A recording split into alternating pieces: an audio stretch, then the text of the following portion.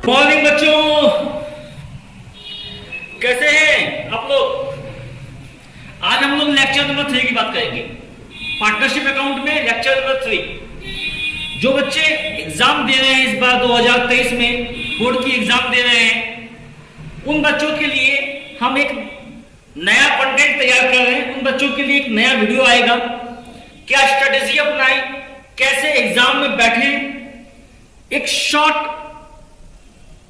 हम आपको एक वन शॉट वीडियो बना के देंगे जिसमें कि आप समझेंगे कि कैसे हम एग्जाम में बैठे, क्या प्रिपरेशन करें, क्या क्या चीज फोकस करें। जिसकी प्रिपरेशन नहीं भी हुई है तो लास्ट मोमेंट में वो क्या करे, वो सब कुछ हम देंगे इस बार।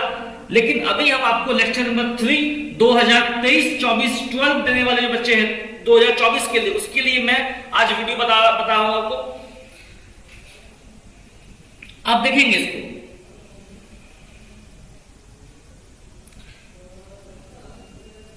तो लेक्चर नंबर 3 पार्टनरशिप अकाउंट्स में distinction between profit and loss and profit and loss appropriation account क्या होता है, प्रॉफिट एंड लॉस क्या होता है, प्रॉफिट एंड लॉस एप्रोप्रिएशन क्या होता है। प्रॉफिट एंड लॉस होता है एक नॉमिनल अकाउंट जो कि प्रॉफिट निकालने के लिए यूज किया जाता है। जब ट्रेडिंग अकाउंट क्या होता है कि जब आप जानते हैं ट्रेडिंग अकाउंट क्या होता है। ट्रेडिंग अकाउंट में हम क्या करते हैं, जो भी डायरेक्ट एक्सपेंसेस या लॉसेस होते हैं या डायरेक्ट इनकम होते हैं, हम उसको लिखते हैं ट्रेडिंग अकाउंट में। जब हम पीएल की बात करते हैं तो पीएल में हम क्या करते हैं, जो भी इनडायरेक्ट खर्चे हैं या इनडायरेक्ट आमदनी है, हम उस सब को रिकॉर्ड करते हैं पीएल अकाउंट में और नेट प्रॉफिट निकालने का काम करते हैं। तो नेट प्रॉफिट कैसे निकलेगा, नेट प्रॉफिट निकालने के लिए हम क्या करते हैं, डेबिट साइड में खर्चा और क्रेडिट साइड में हम क्या करते हैं, आमदनी को लिखते हैं, नेट प्रॉफिट निकल गया। प्रोप्राइटरशिप फर्म में क्या हुआ था, प्रोप्राइटरशिप फर्म में एक आधी बिजनेस है, एक ही मालिक है, वो बिजनेस वो पैसा लाया, फर्म में वो कमाया और वो ले गया घर। लेकिन जब आप बात करते हैं पार्टनरशिप फर्म की, वहां पे एक से ज्यादा मालिक हैं, तो वहां पे क्या होता है, वहां पे आपको सारे पार्टनर्स को साथ लेके चलना पड़ता है, इसलिए वहां पे आप डायरेक्टली उसको नहीं ले सकते। इसीलिए पीएल एप्रोप्रिएशन बनाते हैं कि हम अपने प्रॉफिट को कैसे बांटेंगे। प्रॉफिट को बांटने के लिए हम पीएल एप्रोप्रिएशन का उपयोग करते हैं। अच्छा, पीएल एप्रोप्रिएशन को हम बिलो द लाइन आइटम्स भी कहते हैं। बिलो द लाइन आइटम्स कहने का मतलब ये हो गया कि वो पीएल अकाउंट के बाद बनता है, इसीलिए हम उसको पीएल अकाउंट के बाद बिलो द लाइन आइटम्स भी बोलते हैं। हालांकि ये भी एक नॉमिनल अकाउंट है जहां पे हम प्रॉफिट का डिस्ट्रीब्यूशन करते हैं। आइए समझते हैं क्या है stages of preparation. It is prepared after trading account. It therefore starts with gross profit in the credit side और gross losses in the debit side as per the trading account. ठीक है, जब आप पीएल एप्रोप्रिएशन की बात करते हैं तो it is prepared after profit and loss account. It therefore starts with net profit in the credited side और net losses in the debit side as per the PL account. क्या हो गया कि पीएल एप्रोप्रिएशन में क्या होता है कि हम नेट प्रॉफिट जब आता है तो लिखते हैं बाय नेट प्रॉफिट, और अगर आपको नेट लॉस हुआ है तो लिखेंगे टू नेट लॉस। मतलब वहां से हम कैसे ट्रांसफर करते हैं, आप जानते हैं कि एक अकाउंट से सेकंड अकाउंट में जब ट्रांसफर होता है तो वो क्या होता है, उसका उल्टा हो जाता है। यानी कि टू नेट प्रॉफिट था पीएल अकाउंट में, यहां हो जाएगा बाय नेट प्रॉफिट, वहां पे था बाय नेट लॉस, यहां हो जाएगा टू नेट लॉस। ठीक है, ऑब्जेक्टिव्स क्या है इसके, it is prepared to determine the net profit earned और net loss incurred during the accounting year। Accounting year में जो लॉसेस हो गए या फिर जो भी प्रॉफिट अर्न हुआ है वो सब कुछ आप रिकॉर्ड करते हैं पीएल अकाउंट के अंदर। लेकिन इसमें आप ट्रांसफर करते हैं, आप जानते हैं कि ट्रांसफर में और चार्ज में क्या अंतर है, चार्ज में और ट्रांसफर में क्या अंतर है।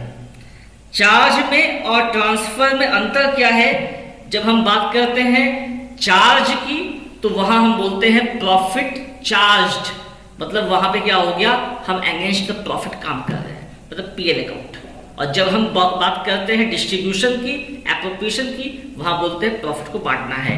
तो एप्रोप्रिएशन में क्या होता है, प्रॉफिट बंटता है पार्टनर्स के अमंग। ठीक है, तो आइए आगे चलते हैं। Specimen of PL appropriation account. PL appropriation account में क्या इसका स्पेसिमेन है, आओ देखो। हाँ जी मेरे प्यारे बच्चे, प्यारे प्यारे बच्चों, यहां देखिए पीएल एप्रोप्रिएशन अकाउंट कैसे बनता है। Format of PL appropriation account. PL appropriation account का क्या फॉर्मेट है, देखो। For the year ended dash dash dash, जो भी आप है 2024 2023 जो भरना भर दो। ठीक है, now by PL account net profit subject to appropriations, मतलब क्या हुआ, नेट बाय प्रॉफिट और लॉस अकाउंट, मतलब यहां पे आपका प्रॉफिट आ जाएगा।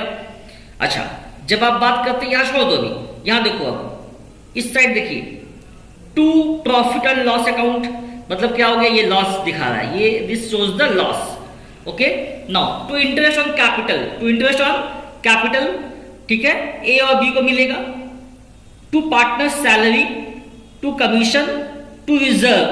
जी, रिजर्व क्या होता है, रिजर्व क्या होता है, रिजर्व का मतलब होता है कि जब हम प्रॉफिट में से कुछ हिस्सा निकाल के रखते हैं for the further use, for, ऐसा हो सकता है कि फ्यूचर में कोई प्रोजेक्ट समझ में आ गया है, उसमें पैसा लगाना हो, या फ्यूचर में कुछ लॉसेस हो गए हो तो वहां से निकाल के पैसा हम यूज कर सकते हैं। तो रिजर्व क्या है, कि रिटेंशन है, प्रॉफिट का रिटेंशन है, इसको रिटेन्ड अर्निंग भी कहते हैं। ठीक है, वो बात की बातें बताएंगे।